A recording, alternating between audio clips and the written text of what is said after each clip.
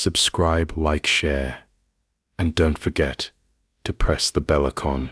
It all began the night I moved into Pine Hill Crescent, a silent, sleepy neighborhood just outside the city limits. The houses all looked identical, lined up like silent sentinels, their windows dark by 9 p.m., and their lawns unnaturally trimmed, like no one ever actually lived there. The real estate agent had called it a tight-knit community with quiet, respectful neighbors.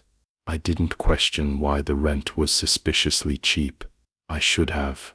The very first night, I noticed something strange. My bedroom window faced the house next door, an identical pale yellow structure with a single flickering porch light that never seemed to turn off. At exactly midnight, I saw a silhouette in the window across from mine. It stood perfectly still, unmoving for almost 30 minutes. I assumed it was just a curtain or a trick of the streetlight, but then it raised a hand, slowly, deliberately, and waved. That was my first introduction to the neighbor. I hadn't met them yet. In fact, I wasn't sure anyone even lived there. The house looked unoccupied during the day. No car, no packages, no signs of movement. But every night, at precisely midnight, the light flickered on, and the figure would appear in the window. I told myself it was just some old insomniac who kept odd hours, but something about the way it moved unsettled me. It never blinked, never stepped away from the window. It only stared. I tried to wave back one night, but the figure didn't react. It simply stood there, like it was watching or waiting. After a few nights, I decided to knock on their door. I wasn't sure what I'd say. Maybe just introduce myself, maybe casually mention the midnight staring. But when I stepped onto their porch in the daytime, I noticed something strange. The doorknob was ice cold, as though it hadn't been touched in years. There were no footprints in the dirt, no wear on the welcome mat. I rang the doorbell, no sound. I knocked, no answer. But I swear, as I turned to leave, I heard a whisper, low and drawn out, that came from inside the house. It wasn't a voice I could recognize. It sounded wet, like something breathing through water. That night, the figure didn't appear in the window. I felt oddly relieved, until the following morning, when I found muddy footprints on my front porch. The same window from which I'd seen the figure now had its curtain torn down, and something had drawn 3 long vertical scratches into the glass from the inside. I tried to tell myself it was just kids playing a prank, but there were no children in the neighborhood, at least none that I ever saw. I never heard laughter, never saw toys on the lawns. Even the mailboxes remained empty. It was as if Pine Hill Crescent was frozen in time. The only sign of life was the occasional flicker of that porch light next door.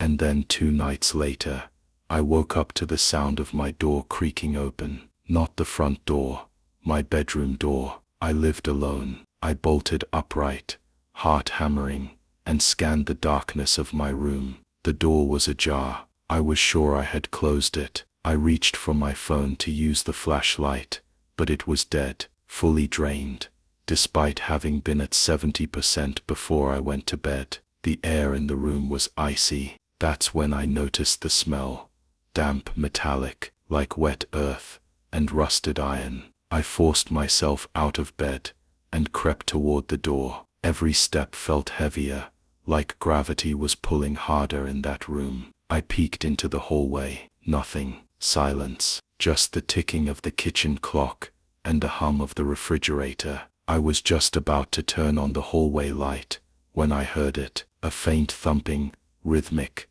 like someone knocking from inside the walls. I didn't sleep the rest of the night. At dawn, I checked the walls, looking for signs of rodents or plumbing issues. Nothing. No scratches, no pipes, no crawl spaces. I finally gave in and contacted the landlord. When I mentioned the house next door and the strange figure, his voice went silent for a moment. Then he asked, Have you seen it up close? When I said no, he exhaled and said, don't ever let it in, and don't knock again. He refused to elaborate further, and hung up. That evening, I watched the house carefully. As midnight approached, the porch light flickered on, but the figure didn't appear in the window. Instead, I heard footsteps on my porch. I peeked through the peephole, and saw nothing. But when I opened the door, a small box sat on the welcome mat. No label, no tape,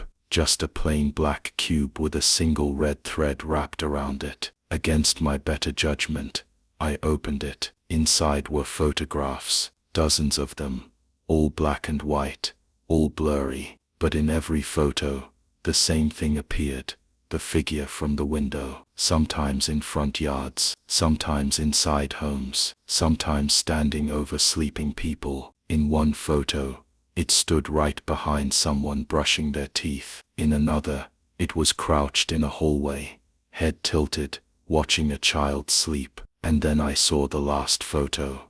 It was me, asleep in bed. The timestamp was from the night before. I dropped the box and stepped back, nausea rising. That night, I boarded up my windows and locked every door. But at midnight, I heard it again, tapping, not on the door this time, but on the window behind my bed. When I turned, I saw a pale hand pressed against the glass, long fingers, nails too sharp, and then it whispered my name. The next few days were a blur. I stopped going to work. I barely ate. I felt watched constantly, even in broad daylight.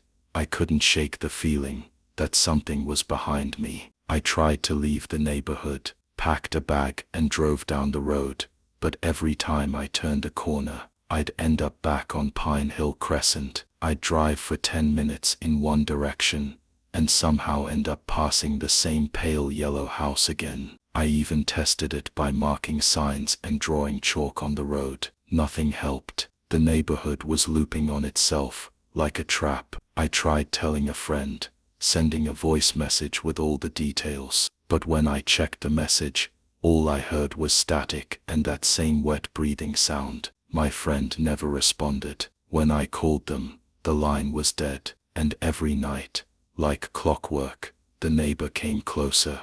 By the 7th night, I'd barricaded every possible entry point. I nailed the windows shut. I stuffed towels under the doors. I even left the TV and all the lights on, hoping to drown out the silence. But Pine Hill Crescent wasn't a place you could escape from with logic. Midnight came, and so did the sound, not knocking this time, but scratching, like nails on concrete. It moved from one wall to the next, circling the house. I watched the shadow pass by each window. It wasn't walking, it was crawling. Elongated limbs moved in a jerky, insect-like pattern, and then it began speaking, not loudly.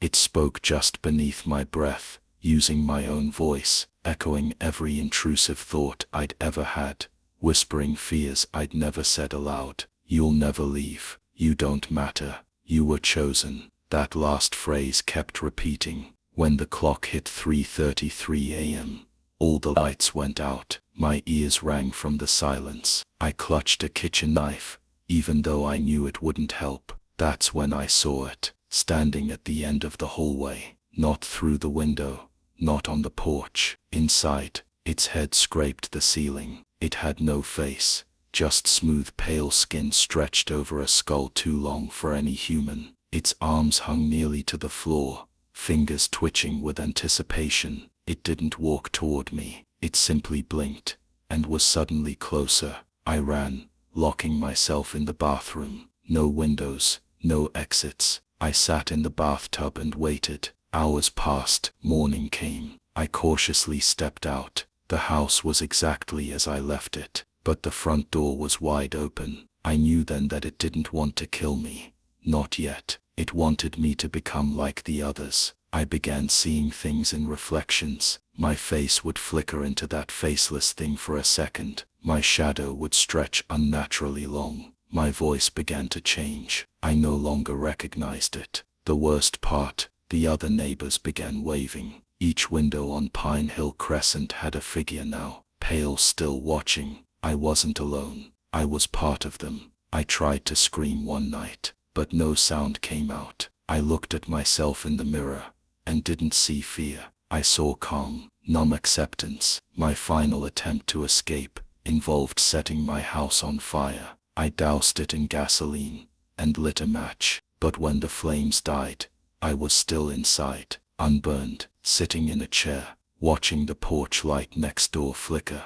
They say some neighborhoods are built on burial grounds or cursed lands, but Pine Hill Crescent was never built. It appeared. It lures people in, those who won't be missed, those who live alone, those who search for silence. The neighbor was never human. It was the bait, a reflection of what I would become. I've stopped resisting now. I stand at my window every night, staring back at whoever moves into the house across the street. Eventually, they all join us. And if you're reading this, don't wave back.